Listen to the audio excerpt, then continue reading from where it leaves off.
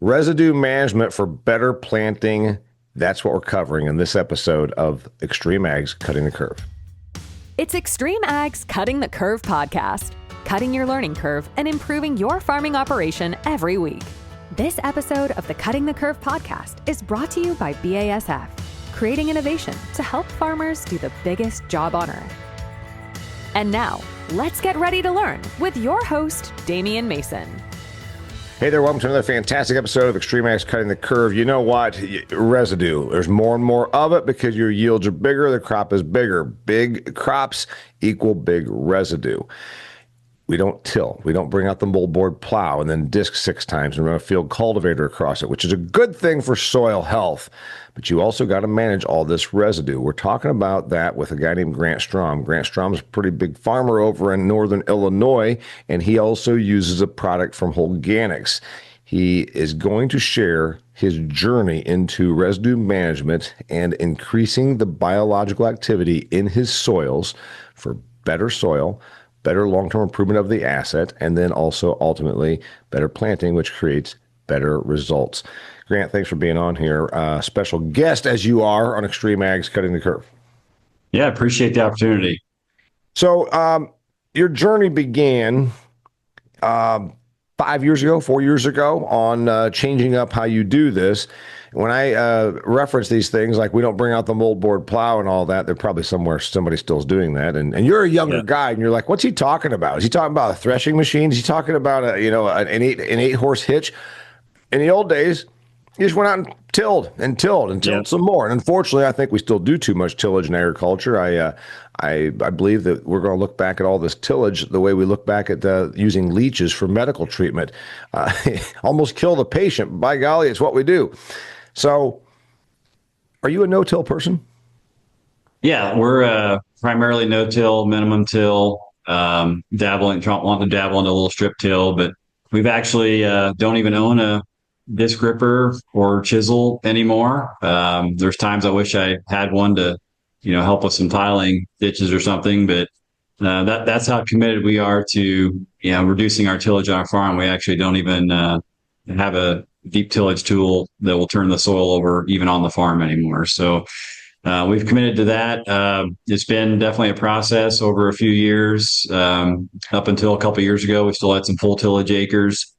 And we've kind of weaned ourselves off of that, trying to find new opportunities and new ways to do things.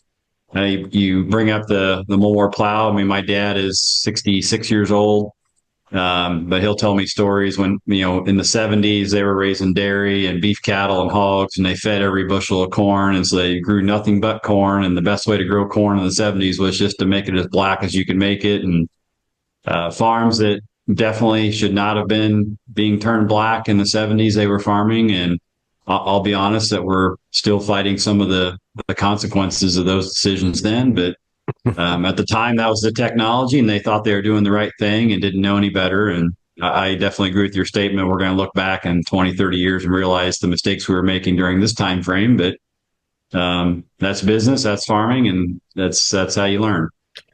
Yeah, it is, and I'm glad that you even. There's a lot of folks that don't realize that these longer term consequences, right, of soil degradation. Mm-hmm. But back to the residue thing. So you got these, you're a progressive minded guy. You're out here doing all you can to boost yields, and you've got this massive amount of residue. Again, the easy answer. What would Dad tell you? What would Grandpa tell you? Well, go out there and till it under. Well, we know that when we do that. I sat through enough sessions in my career now. I've seen really smart agronomic people talk about, you'll never increase your organic matter if you're doing this tillage, which is counter to what you would have thought 30, 40 years ago. Like, you just go out there and plow it under and it keeps rotting in. You got the carbon issue, obviously you got the erosion issue, et cetera. So you've talked about improving your soil health and the biological activity. And it all does go back to this thing. So tell me about your journey on residue management. Like you started using the Holganix product line, but even before that, you probably started thinking, how do I handle this?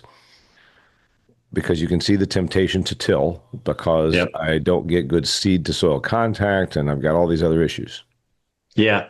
So just to kind of give a little description of our farm, we farm 6,000 acres, and every acre is different. I always tease guys, I can plant all of our good flat square fields in about a day and a half, and I spend the other 8.5 days planting the fields that are hilly or curved or terraced or have a lot of waterways or different soil types. And so we were kind of forced in a way where we needed to really be no-till, reduced-till just because of erosion and loss issues. We had to find ways to keep our tillage at a very minimal. And obviously, you stated in the open talking about the varieties and the yields we're starting to pull. I mean, our yields are significantly higher than they were 10 years ago. But along with that, the more yield, the more fodder and residue you're dealing with. And so we tried a lot of different things, trying to somewhat maximize the allowable tillage for a while. But even that seemed like it was just kind of a losing battle. We were just rearranging residue versus actually dealing with it. Yeah. And I think that's what happens in a lot of cases. We've invested a lot in mechanical means on planters to manage the residue as we're going through the field. And again, the stuff we do in the fall. But about 4 years ago, we, started looking at different biologicals, kind of tested several things on the market. Before we get into the biologicals market, so this is something I've talked about with Kelly and the XtremeAg guys. Yeah. Again, you're producing these massive crops, and you start getting your stalks are bigger, and this is not and they're new. tougher. They're just different than they used to be. There's just a toughness about them that wasn't there 10, 15 years ago. So you gotta breed them to withstand a 40-mile-an-hour wind, right? So the thing is, there is some mechanical aspect to it. Like we talk about these devices on the corn head that chop it up and you size it up, and you create a little bit more surface area than the degradation of it, and all those types of things. But it's still not enough. No.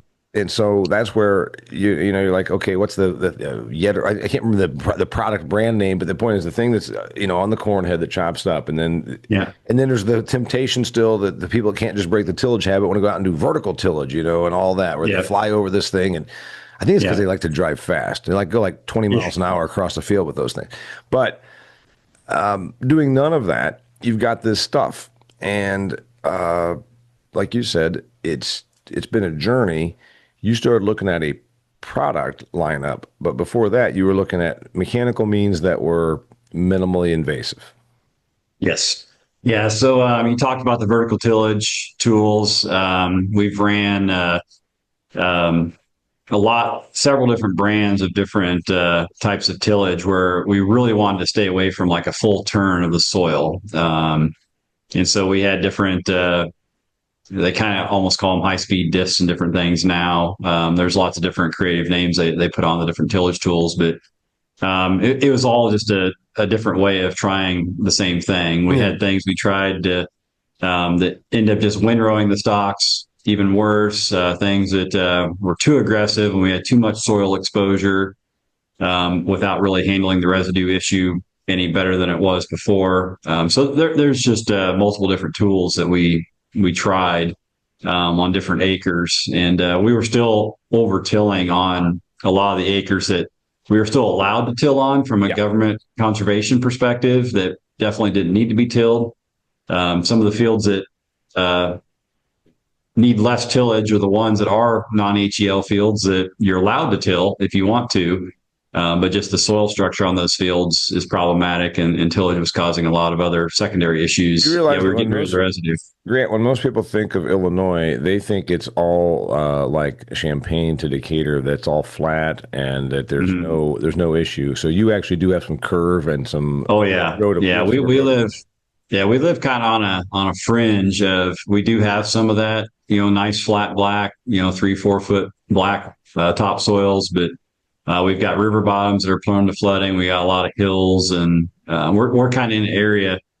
Knox County, Illinois is our primary area of farming, and kind of on the perimeter of the county, it's all pretty flat. Then right through the center, it's got some slope, and it's got the area we are close to. They call it red brush, and it's just kind of a brushy, hilly. Terrain area. We've got some slopes that people wouldn't think that you'd be farming, but we do deal with some of those as well. So we have a lot of diversity in our farm portfolio. Got it. All right, so you said I'm going to start using these products to melt this down, and there's a bunch of different, methods, and I've seen different Yeah. products out there. But you're a dealer of this Holganix product Yeah. line, and is that where you started? Yeah, well, we've tried different products. I did a lot of research, and it kind of started with I had some neighboring farmers. I could tell they were doing something different on their stocks, and I started looking into it, what they were spraying, what they were doing, and said, well, we're using these biological breakdown products, and they were still running like a vertical tillage passover, but just kind of not real aggressively, but their stocks were just turning black. And I just couldn't figure out. It's like, man, whatever he's doing, I got to figure it out. And, a lot of it came down to using some biological breakdown products and, maybe putting a little bit of fertilizer with it to feed the microbes. And it was all about, I really came to learn that there's three things that are key when it comes to residue management. It's moisture, temperature, and biology. Those are really the three things that do it.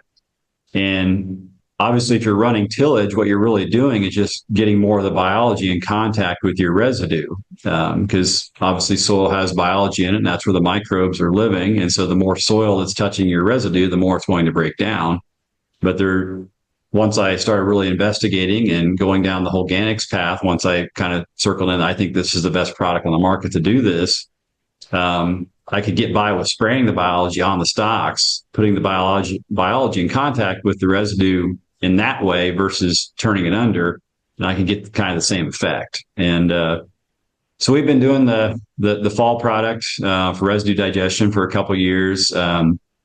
Last year we did every acre. The year before we had done about half our acres, and last year I had people stopping literally by the field. We'd harvested a field and we had sprayed it with the Holganix product. And a few days later, I had somebody stop by our field while we were harvesting and were asking me, first question was, why were you spraying on September 20th? What are you spraying? And I said, well, we're spraying this residue digester. And 3 or 4 days went by, another guy stopped. So what did you spray on that field? Why are the stalks so black looking like that? Because that bacteria and fungi really get to work quick if you have the temperature And you did and while this moisture. crop is still standing. No, this is right after harvest. So we did this. It's like we harvested. This particular field was harvested like on September 11th or 12th, and we sprayed it like 5 days later. Okay. And 5 days after that, I was getting people stopping and asking what we had done. But we had great temperature, so it was like 80 degrees out, and we had some moisture, and the biology just took off immediately and started breaking down that residue. And got it.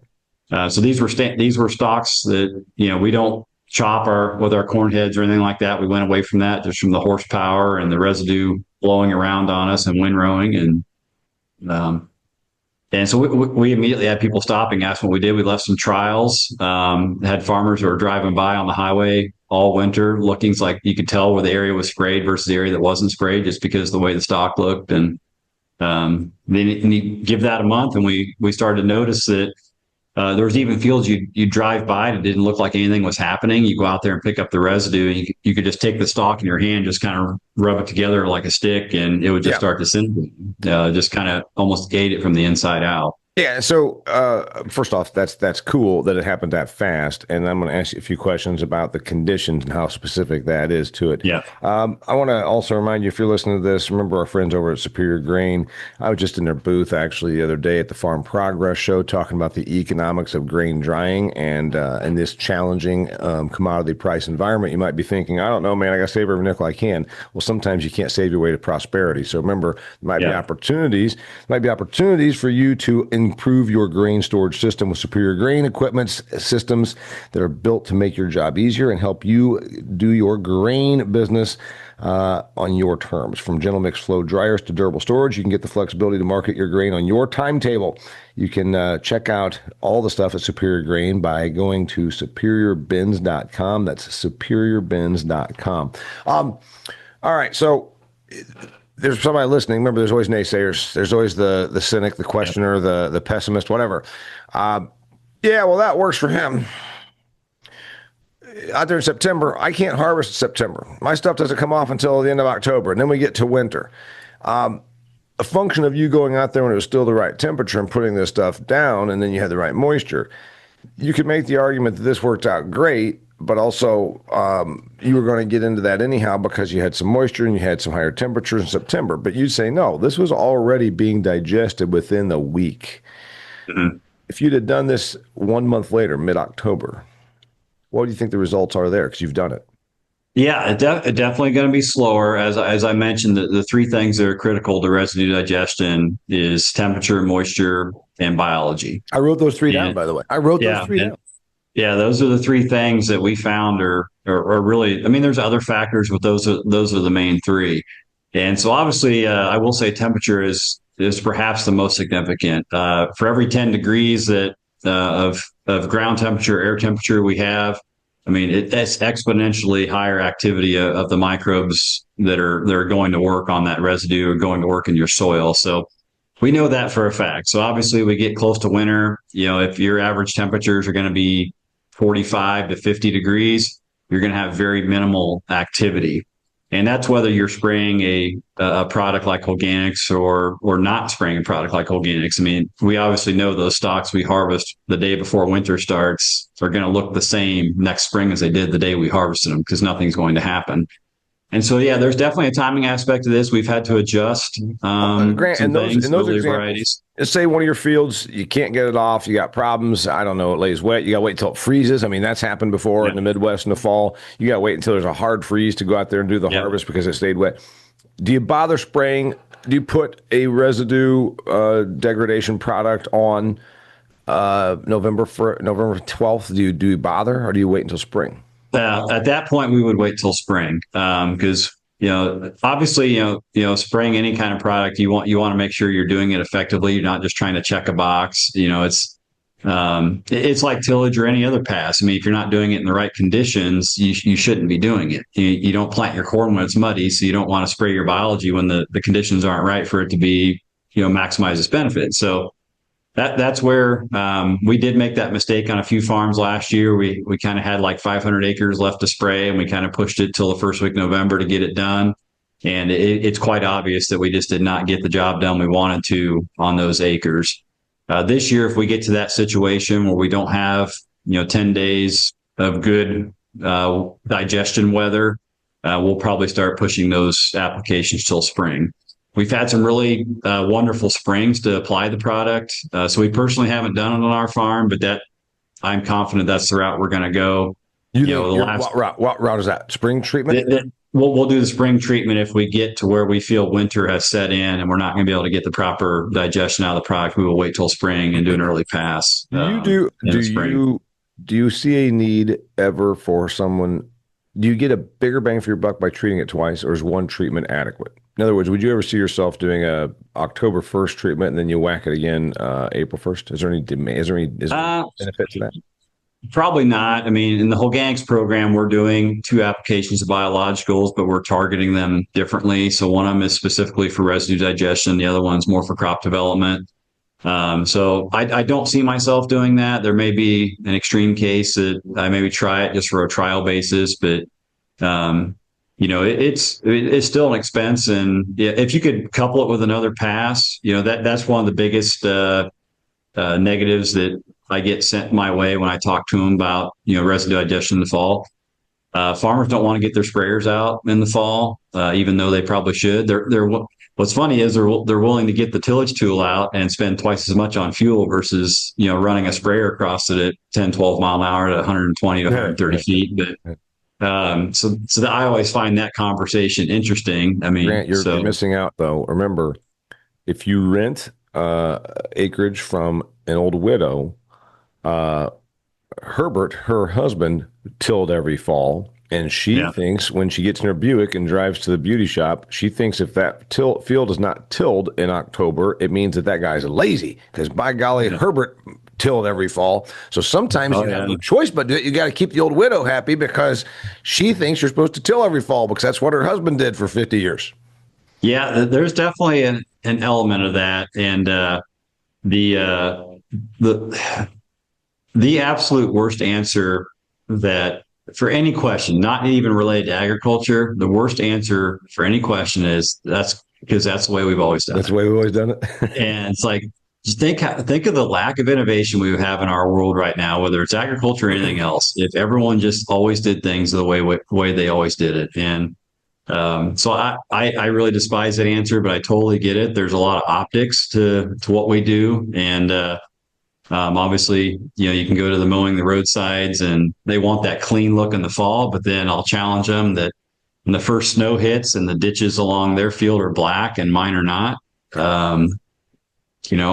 I think that's a lot worse look, is to have all your soil in the ditch versus on your field. So I agree 1,000,000%. And I'm surprised that, you heard me say it, in the year 2025 that we're still doing this ridiculous amount of tillage, because that's what we've always done, or because that's what Betty down the road that the widow thinks you're supposed to do, or what have you. About the rates, and then you gave us something about the results. How much are we putting on of this stuff? This is Bio 800 we're talking about from Holganix? Yeah. So Holganix Bio 800 plus, Holganix kind of went through a rebrand. If you can see my hat, this is the new Holganix logo. It's made a change here in the last couple of weeks. So they have rebranded the names of the products. So now our spring product is called Holganix Bio 800 Plus Revive, and the fall product is Holganix Bio 800 Plus Thrive. So Revive and Thrive, that's the two spring products. We used to call them just Bio 800 Plus and Bio 800 Plus Breakdown, which is the fall product. But very similar products. They look the same, they act the same, but they have some different properties in them. One's definitely more geared for that residue digestion. It's got the proper fungi in there to get that job done. A half-gallon use rate per acre on the spring and fall products. We spray with about 15, 16 gallon of water. A little more water is better because it needs some of that water to get the coverage. You want some moisture for those. Is there anything else that goes to your tank on that fall treatment? And you're following the combine within a week, it sounds like. What else? Or same field sometimes, yeah. So we didn't put anything extra in last year. I've been doing a little bit of research. I follow Connor Sibyl, Dr. Fred Bilo at University of Illinois. They've been really kind of doing some research on the biology and trying to attack this question about residue digestion.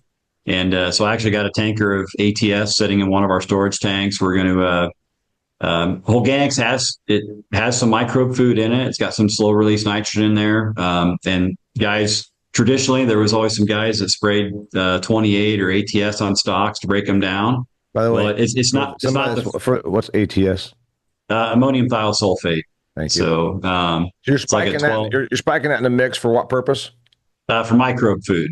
So traditionally, it was thought, well, just spraying the UAN solution, nitrogen solution, was what broke the stalk down. Well, that's not what's breaking the stalk down. You're just giving the microbes a big buffet to chew on, to give them more energy to break the stalks down. So it's not the fertilizer that's doing it. That's just the food being provided to the microbes that are doing all the work. So we are going to do some trials with that, just to see if we can speed that process up by a few days, because obviously we talked about temperature and timing is very critical in terms of really getting a lot done. And we've definitely had to restructure our how we do things. We're planning some shorter season varieties that are still giving us the same amount of yield, so we can get that harvest process started quicker.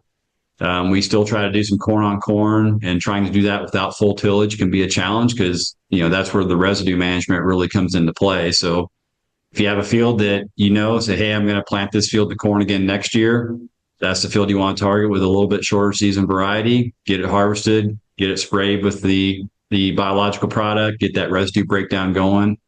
And so you have to make some choices with that, whether when you're building your soil biology and building overall yield and resiliency, there's some choices you have to make that maybe won't maximize the yield on that particular field that particular year, but in the long run, it's going to maximize your profitability and yields in the long run. So those are decisions you got to make when you try to implement this system. It takes management, but tillage takes management as well. And there's a lot of. I don't think you talk about that much management. You're talking about a management hassle that the person that's stuck in their ways won't.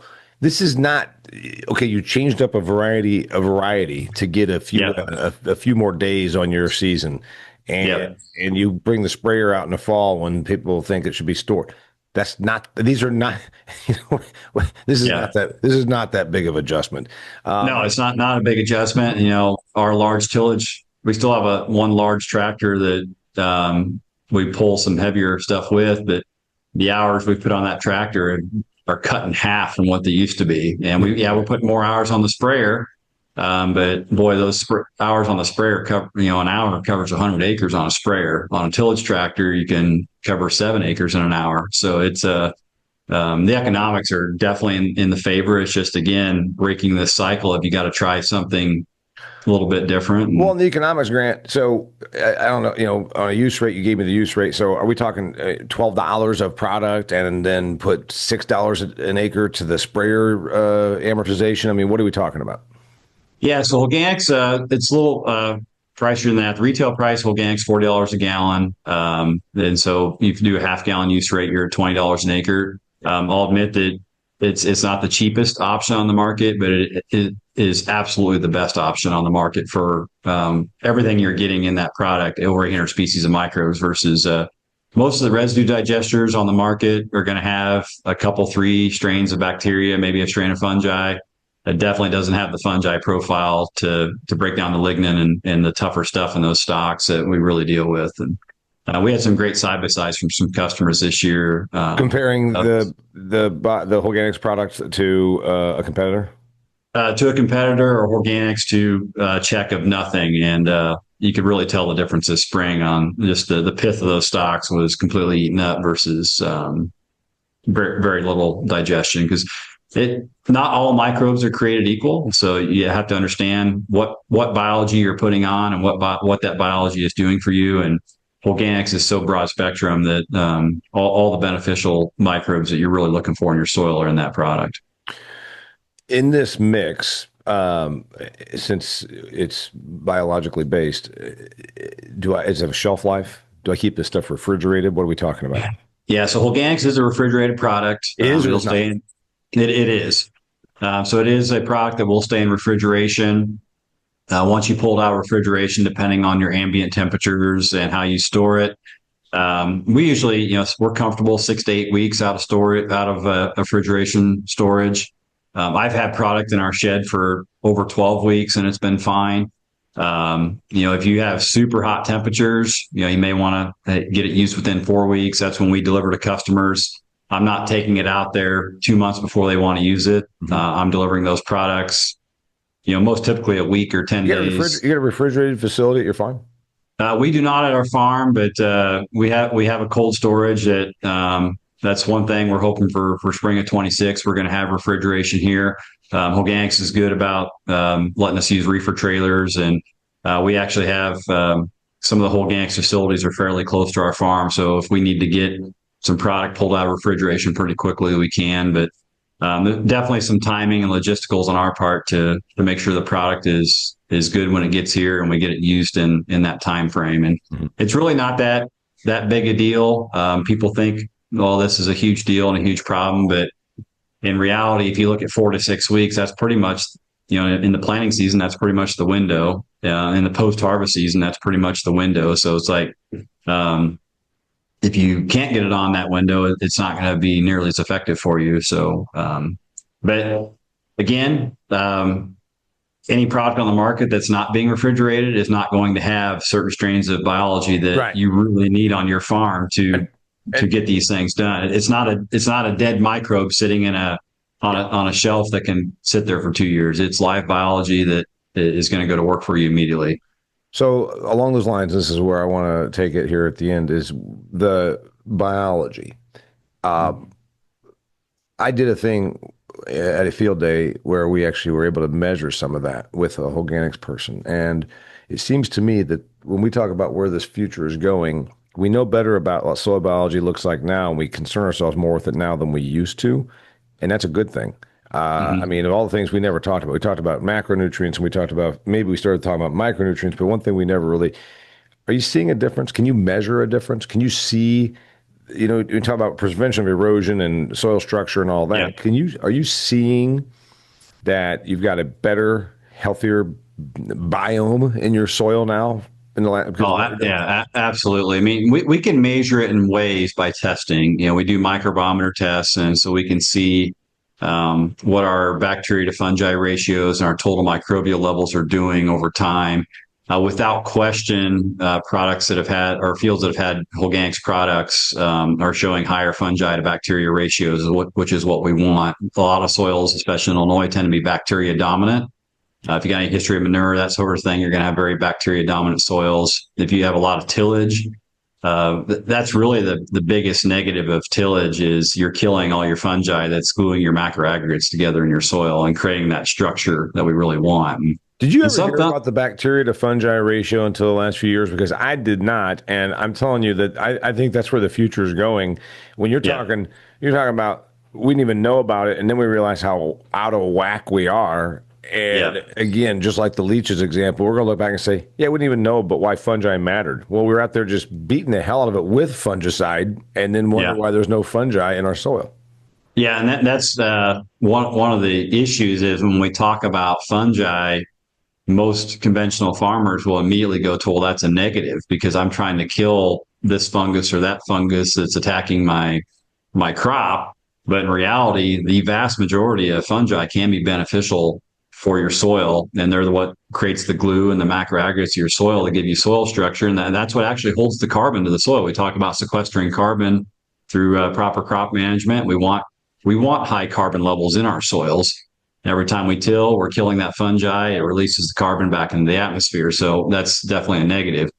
But there's things that, we can measure bulk density. I can show you graphs and charts of ours and customers that have used Holganix over 3 and 4 years now. The soil bulk densities are going down. So that's think of that as the tightness of the soil. We want looser soil that's more easily to percolate with water.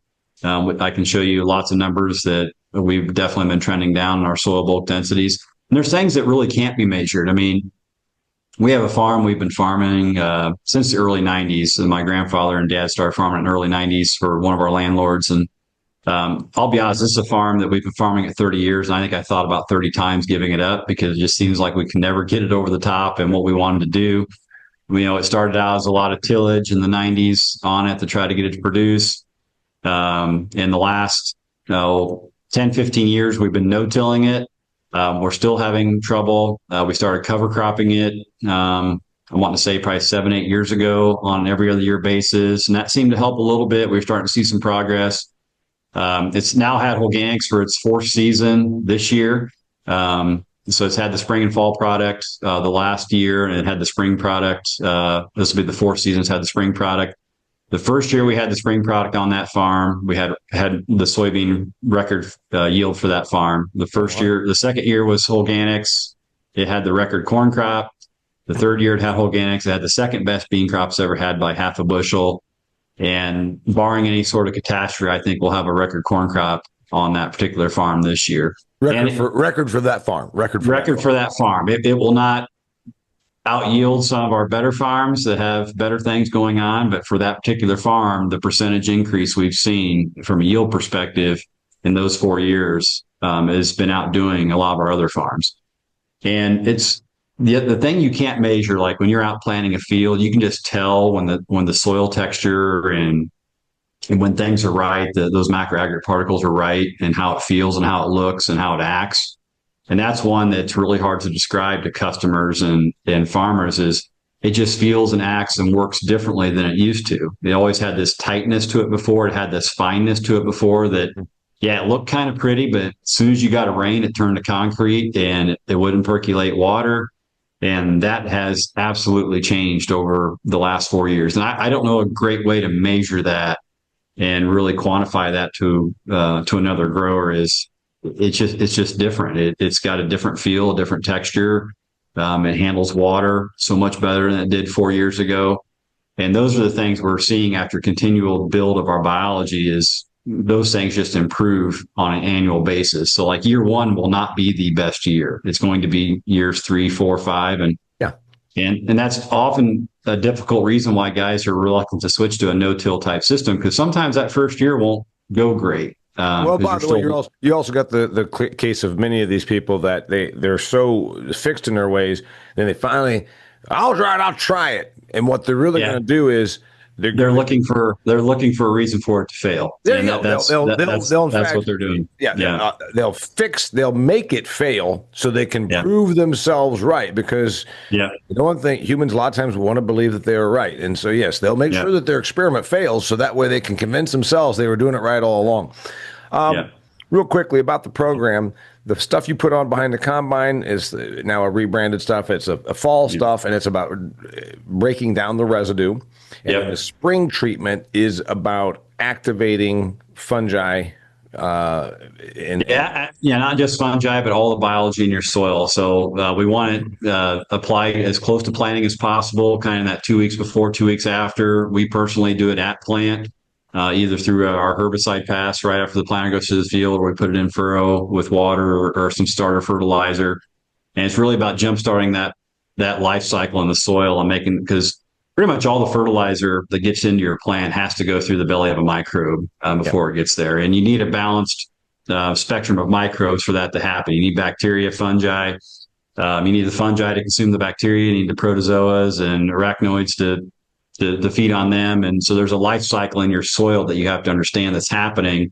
And I don't even know if we understand 5% of what's really going on there. So there just hasn't been enough research done, but we do know that microbes play a critical role in the soil biome for those plants. And we consistently see much better root growth, early development, resiliency, the emergence stand. There's a lot of things that go on there, especially if you have a soil that's maybe been prone to flooding. I mean, you got to remember these soils are coming out of winter, especially in our area. We're coming out of winter where a lot of your biology has been killed or completely immobilized because of the winter weather. And so anything we can do to jumpstart that, especially as we try to plant crops earlier and earlier. And the fall product too, we talk about residue digestion, but also what's happening there is nutrient release. I mean, we think about how much of our nutrients are tied up in the residue, the fodder, whatever, however you want to state it, from the previous year's crop. We need to get those nutrients released back to the soil, and digestion and microbes are what does that. And we've had people, so that's a big part of it. We've had agronomic people on this Cutting the Curve show that, it floored me the first year I was doing these recordings, and they're talking about 40% of applied nutrients are still in that fodder. Well, it makes sense because obviously it produced the plant. All you took was the kernel. All you took was the seed. So it makes sense. You're talking 40 or so percent.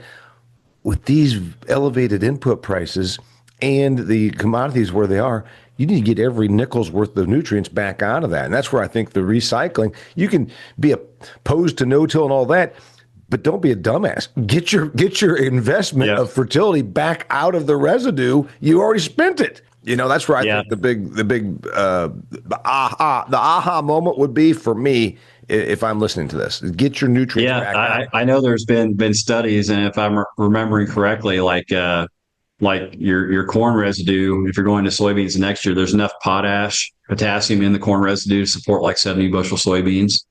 Just in the residue. That's not even adding anything or what's in the soil already. Right. That's just in the residue from the previous year's corn crop. So, and that is going to continually happen. So even if you spray your residue digestion, the Holganix Thrive product in the spring, early spring, that residue is going to digest. Obviously, if you go out there in the spring, you're going to have more residue. You go out there now, and that residue is still breaking down over the summer, releasing nutrients back into the soil for the microbes to grab and feed to your crop. And so it's happening as long as the environment is correct, with the temperature and the moisture. It's happening all year. It's not just happening in the spring or in the fall.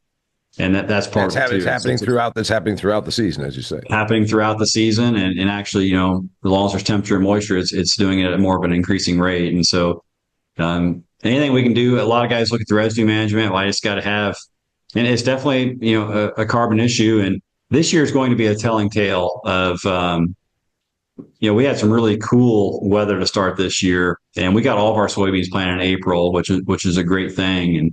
But boy, they looked pretty tough for a long time, and all the full tillers were crowing about how good their beans look, and now a lot of their beans aren't standing very good. But it's going to be interesting. I don't think the yield gap is going to be what the expectation was. Maybe there'll be a slight edge for full tillage this year just because of the slow start we had on the no-till beans, but it is not going to be enough to justify doing the tillage pass for sure. So, well, that's the economics just of the diesel and the wear and tear. Yep. And plus Yep. one thing that farmers are really not always good at doing is the value of time. Yep. Like you said, going out there and sitting in a piece of equipment for 7 acres every hour is a pretty expensive proposition if you value your time. Yep. But I guess maybe it's a hobby for many people. Anyway, Yeah. on the other front of it, then like you said, the long-term improvement. You just gave the example of a chunk of ground was kind of poor, and you've been working with it for 30 years, and it took you until 5 years ago you started really thinking you were turning the corner on that. And so, if I want to learn more about this, where do I go? Yeah, so Holganix got a great website. Just throw Holganix in your search bar, and they have a great revamped website that can take you to a lot of different aspects, a lot of farmer testimonials on there. If you're in Central Illinois or Illinois, find Grant Strom, and he'll tell you all about it. We've got some great programs for the 26 crop year coming up. I know Holganix, if you're at all the trade shows, so they were at Farm Progress Show, had a great Farm Progress Show with Holganix and getting guys there to learn about the product. They'll be at Commodity Classic and FarmCon if you make it to FarmCon in Kansas City this winter. A lot of great opportunities there. But just look up, just throw Holganix in your browser, and it'll take you right to their website. And there's lots of great information there. So his name's Grant Strom. He's going to come back because I've enjoyed this conversation. I like what he has to say. He's a guest. He's a guest here. He's not one of our XtremeAg guys, but I'm going to have him as a recurring guest. I can tell you that because I like what he has to say.